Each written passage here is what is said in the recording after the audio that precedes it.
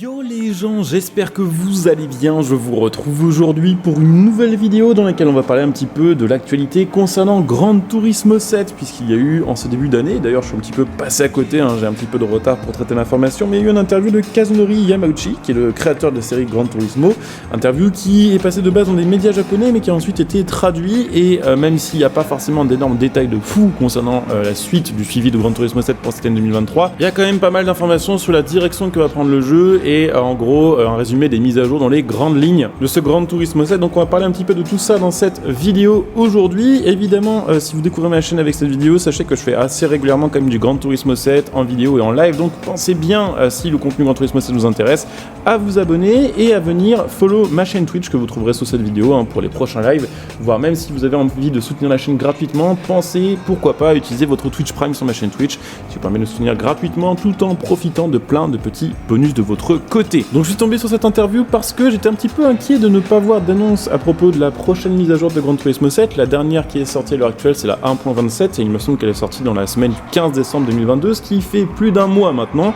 Alors d'habitude, une semaine ou 10 jours avant la sortie d'une mise à jour, on a soit Kazunori, soit la page de Polyphony qui tweet ou qui partage sur les réseaux sociaux des informations à propos des prochaines mises à jour. Là, il n'y avait rien, donc un petit peu inquiet, mais on a pas mal d'explications à ça justement dans ce petit interview qui commence à parler un petit peu du rythme des mises à jour. Alors c'est vrai que pour l'instant sur Gran Turismo 7, depuis sa sortie, on a eu des mises à jour qui étaient en gros espacées de 3 ou 5 semaines, avec à chaque fois 3, 4 ou 5 nouvelles voitures qui étaient ajoutées sur le jeu. Il explique que c'était tout simplement une coïncidence que toutes les mises à jour soient sorties pour l'instant, globalement les jeudis matins, à peu près tous les 3, 4 ou 5 semaines, avec on va dire en général une moyenne de une mise à jour par mois. Il explique que c'est le hasard et que pour 2023, les mises à jour du jeu ne suivront pas forcément ce calendrier. Ça a l'air effectivement bien parti pour, puisque pour l'instant ça fait déjà plus d'un mois que la dernière mise à jour est sortie et que la prochaine n'est pas encore annoncée. Il explique que les prochaines mises à jour du jeu en 2023 seront parfois plus espacées, ce qui a l'air d'être le cas actuellement, mais parfois moins espacées. On peut imaginer pourquoi pas des mises à jour toutes les 2 semaines dans certaines périodes. Pour l'instant, il n'y a pas d'informations sur le contenu de ces mises à jour. On peut évidemment imaginer qu'elles rajouteront pas mal de nouveaux modèles de voitures, mais on peut aussi espérer qu'elles rajoutent du contenu sur le jeu en termes de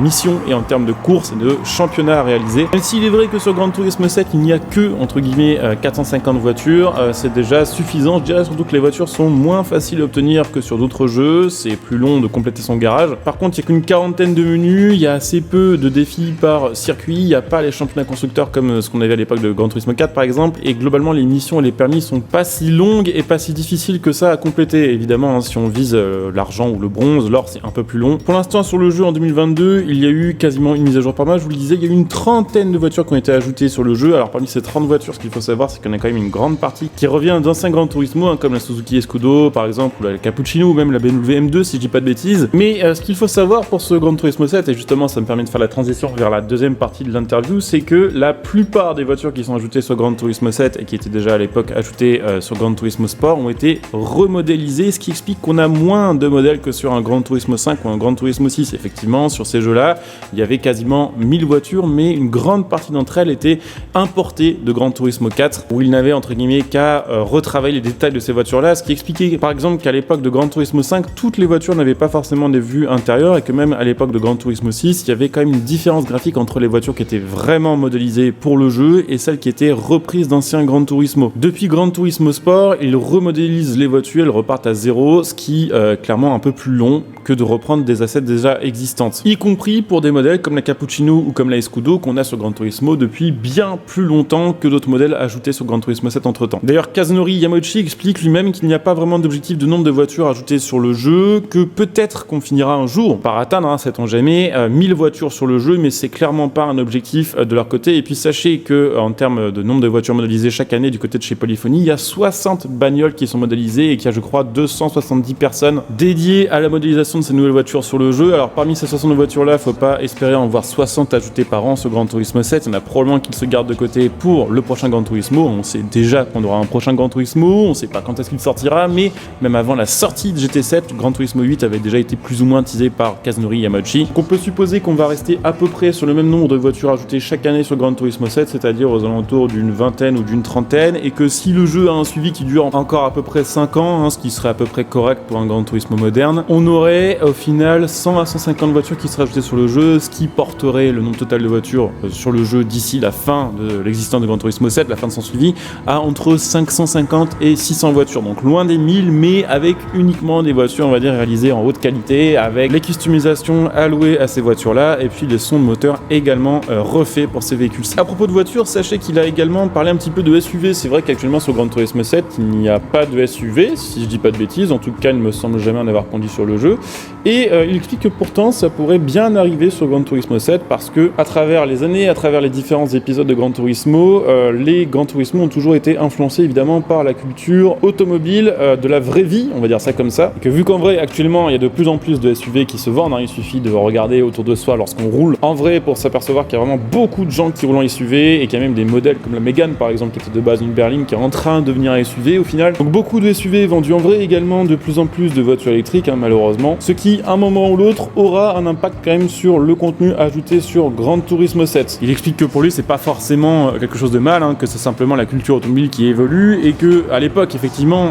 beaucoup de gens qui se considéraient comme des passionnés automobiles roulaient dans des voitures sportives, et que de nos jours apparemment, en tout cas d'après lui, mais ça c'est quelque chose qui me paraît complètement faux pour le coup, mais d'après lui les passionnés automobiles maintenant roulent souvent à SUV. Alors là j'ai pas compris perso. Je crois qu'à part la voiture électrique, il n'y a pas grand chose de pire pour la passion automobile qu'un SUV, qui a les désavantages d'un 4x4 et les désavantages d'un monospace, et parfois même les désavantages d'une voiture de ville. Mais il a rajouté à la fin de cette petite déclaration que en gros pour eux ils pensent devoir quand même au niveau de Gran Turismo s'adapter encore une fois à ce qui se passe dans le vrai monde automobile, et commencer à proposer des SUV sur Gran Turismo. Alors après en vrai il y a quand même des SUV qui sont plus sympathiques que d'autres. C'est sûr que bon, un Urus par exemple ou un DBX, ça a quand même un peu plus de gueule que certains autres SUV, on va dire un peu plus répandus, mais globalement je vous avoue que faire du circuit, faire de la piste, voilà, avec un SUV ça m'intéresse pas des masses, ou alors autant sur un jeu comme Forza Horizon je peux comprendre, c'est de l'open world, on est aussi pour se balader, pour voir tout simplement un peu le paysage, on n'est pas forcément obligé d'aller tout le temps chercher la trajectoire, tout le temps le chrono, mais je sens le truc arriver, on va nous imposer des nouvelles épreuves avec un Q7 V12 TDI qui fait 4 tonnes 5 et que ça va en gaver plus d'un.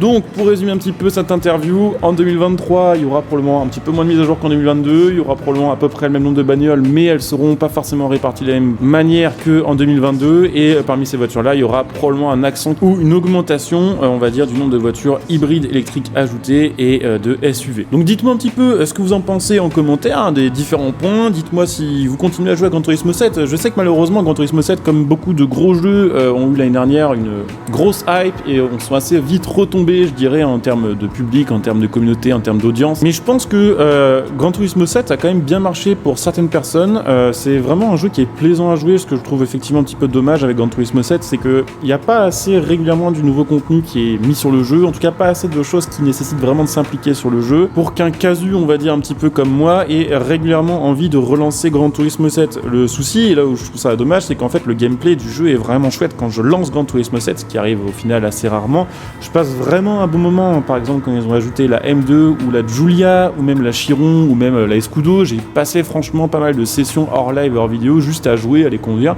parce que je crois que ces voitures étaient très très chouettes, et c'est un feeling que j'ai pas honnêtement sur un Forza Horizon 5 ni par exemple sur un Forza Motorsport. Je trouve que conduire des voitures est vraiment plus agréable sur un GT7 que sur ses concurrents, et je trouve ça vraiment dommage au final que on n'ait pas assez l'occasion de s'en rendre compte. Donc voilà, dites-moi un petit peu ce que vous en pensez, n'hésitez pas évidemment à laisser un petit like sur cette vidéo pour améliorer le référencement et pour informer un maximum de gens. N'hésitez pas à me rejoindre sur Twitter si vous voulez être au courant de mes news, aussi des news que je partage concernant les différents jeux que je suis sur ma chaîne. N'hésitez pas aussi à utiliser mes liens de soutien que vous trouverez sous cette vidéo pour faire vos achats à prix réduit en soutenant la chaîne gratos par la même occasion. Il faut utiliser évidemment le lien Instant Gaming pour acheter vos jeux, vos cartes d'abonnement, le lien matal.net pour acheter votre matos gaming. Et puis évidemment, si ça vous dit, vous pouvez devenir des soutiens de la chaîne via le bouton rejoindre sur cette vidéo, ce qui vous fera profiter de plein de petits bonus là aussi. Donc je coupe ici, je vous dis à très bientôt, bon jeu à tous, ciao.